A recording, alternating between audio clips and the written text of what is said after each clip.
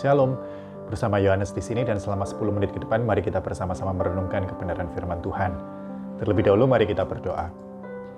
Terima kasih Tuhan, kami bersyukur kepadamu. Tuhan baik, Tuhan sangat baik. Kami bersyukur buat kesempatan yang masih ada untuk kami boleh belajar bersama kebenaran firman Tuhan. Kami berdoa mohon hikmat tuntunan, kiranya Roh yang kudus yang membawa kami kepada pengertian yang benar dan memampukan kami untuk kami boleh menjadi pelaku-pelaku firman. Terpujilah namamu Tuhan, di dalam nama Tuhan Yesus, Juru Selamat kami yang hidup, kami berdoa. Amin.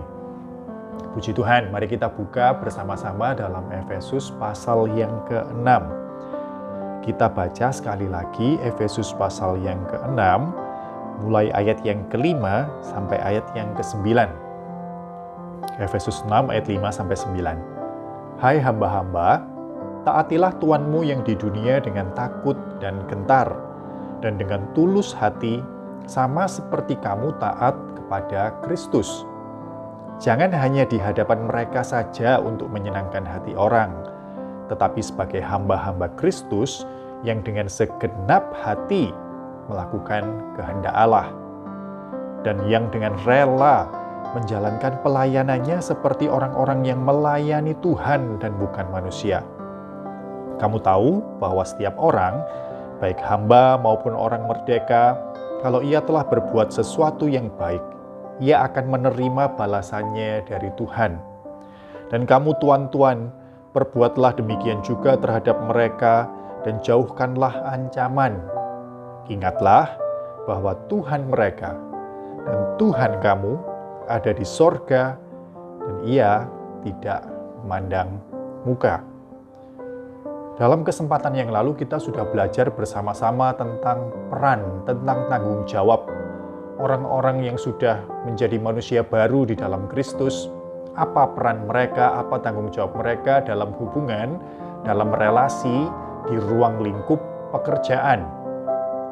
Dikatakan di sana bahwa kamu yang bekerja, bahwa kamu sebagai hamba-hamba, kiranya engkau melakukan pekerjaan yang dipercayakan kepadamu itu dengan segenap hati, dengan ketulusan, dengan kerelaan hati. Kiranya engkau melakukan pekerjaan itu sebagai bentuk pelayananmu terhadap Tuhan. Kiranya ketaatan terhadap atasanmu, engkau lakukan sebagai wujud ketaatanmu terhadap Tuhan. Tuhan yang telah menetapkan otoritas pada tuanmu dalam lingkup pekerjaan ini, dan engkau dalam ketaatanmu kepada Tuhan, engkau taat juga terhadap otoritas atasanmu. Di sini kita belajar untuk bersyukur kalau Tuhan mempercayakan pekerjaan kepada kita, dan kiranya kita melakukan itu dengan tulus hati, dengan sukacita, dengan tidak bersungut-sungut. Lebih lanjut lagi dalam ayat yang ke-8, kamu tahu bahwa setiap orang, baik hamba maupun orang merdeka, kalau ia telah berbuat sesuatu yang baik, ia akan menerima balasannya dari Tuhan. Nah, mungkin ketika kita membahas tentang ayat 6, ayat 5, ayat 6, ayat 7, lakukan ketaatanmu, lakukan segala pekerjaanmu itu dengan taat kepada Tuhanmu sama seperti kamu taat kepada Tuhan. Lakukan dengan kerelaan hati, dengan kesungguhan hati. Dan kemudian mungkin ada yang timbul pertanyaan, terus apa upahnya? Nah, kita sekarang ketemu di ayat yang ke-8 dengan kata balasan. Ia akan menerima balasannya dari Tuhan. Apa yang dimaksud di sini? Bahwa dalam melakukan pekerjaan kita secara sungguh-sungguh, Tuan kita di dunia mungkin tidak menghargai kita. Tuan kita di dunia mungkin tidak memberi upah sepantasnya. Tapi kita diingatkan bahwa dalam pekerjaan yang kita lakukan itu ada Tuan di atas segala Tuan, yaitu Allah, dan Dia adalah Tuan yang adil. Dan Dia melihat segala pekerjaan baikmu. Jadi kita diingatkan untuk jangan down, jangan kemudian putus asa, saya sudah berusaha melakukan yang terbaik, tapi kenapa saya kok diperlakukan seperti ini sama atasan saya? Saya kok tidak pernah mendapatkan penghargaan yang seharusnya saya terima. Jangan down, jangan putus asa, jangan lelah melakukan apa yang kamu lakukan, apa yang seharusnya kamu lakukan. Kenapa? Sebab Tuhan melihat itu semua. Jadi ketika kita melakukan pekerjaan kita seperti kita melakukannya untuk Tuhan, Tuhan akan membalasnya sepantasnya. Apa yang seharusnya kita terima itu sudah diatur oleh Tuhan. Pada ujungnya, yang mengendalikan hidup kita itu bukan Tuhan kita di dunia, tapi Bapa kita, Tuhan kita yang di sorga. Dan ini kiranya memotivasi kita untuk kita terus, untuk kita giat. Untuk giat apa? Untuk terus melakukan apa? Perbuatan yang baik. Dikatakan di sana kalau ia telah berbuat sesuatu yang baik.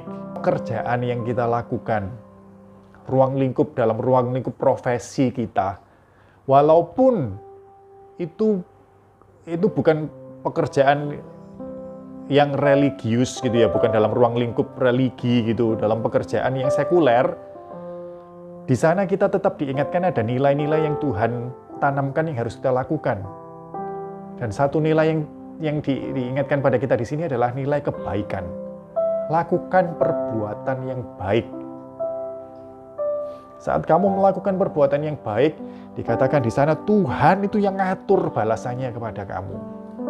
Perbuatan baik, maksudnya perbuatan baik yang seperti apa? Berbuat baik di sini kalau dalam bahasa aslinya itu bukan baik yang secara umum saja, tapi baik yang secara khusus dalam arti memiliki nilai yang lebih, memiliki nilai yang baik kepada orang lain. Jadi menguntungkan orang lain. Baik di sini bukan baik untuk diri sendiri, untuk egoisnya kita, tapi baik di sini di mana kita berbuat sesuatu yang menguntungkan orang lain.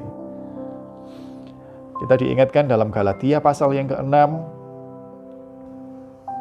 bahwa saat kita berbuat baik, seringkali seperti yang kita sudah singgung tadi, atasan kita tidak memberikan respon yang kita harapkan.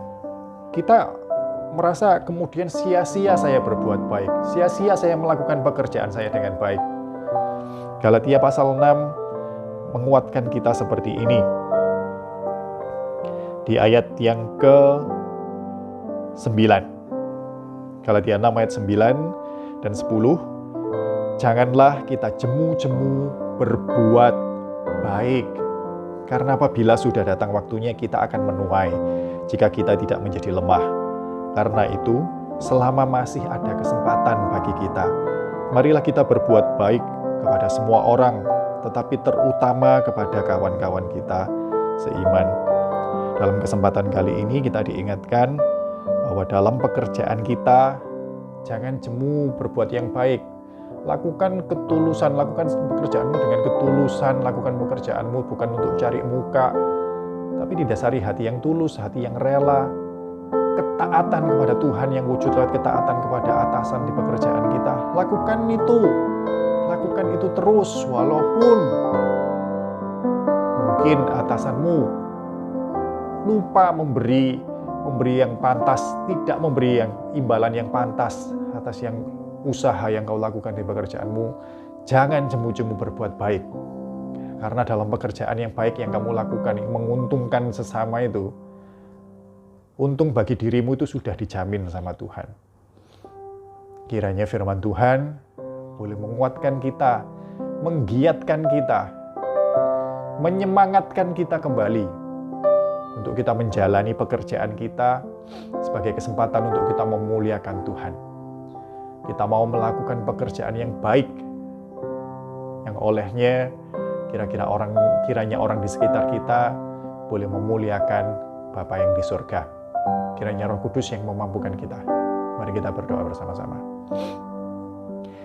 Terima kasih Tuhan, kami bersyukur buat kesempatan pada kali ini Tuhan mengingatkan kami bahwa ada tanggung jawab kami untuk kami melakukan pekerjaan kami dengan takut dan gentar, dengan taat, dengan kesungguhan hati, dengan kerelaan hati, dengan ketulusan hati, melakukan segala sesuatu yang baik, bukan fokus pada keuntungan kami, tapi baik bagi sesama kami, supaya oleh perbuatan itu orang melihatnya dan nama Tuhan dipermuliakan. Di sana kami menemukan nilai dalam kami memuliakan Tuhan lewat pekerjaan kami. Dalam kedagingan kami akan susah sekali untuk bisa melakukannya. Sebab itu kami mohon tuntunan Roh-Mu yang kudus, kiranya Engkau menguatkan kami, mengingatkan kami untuk kami tidak jemu-jemu dalam melakukan apa yang baik. Kiranya dalam apa yang Tuhan percayakan kepada kami, dalam pekerjaan tangan kami, nama Tuhan bisa dipermuliakan di sana. Terima kasih Tuhan, tuntun kami berdoa. Di dalam nama Tuhan Yesus, Juru Selamat kami yang hidup. Haleluya. Amin. Puji Tuhan, Tuhan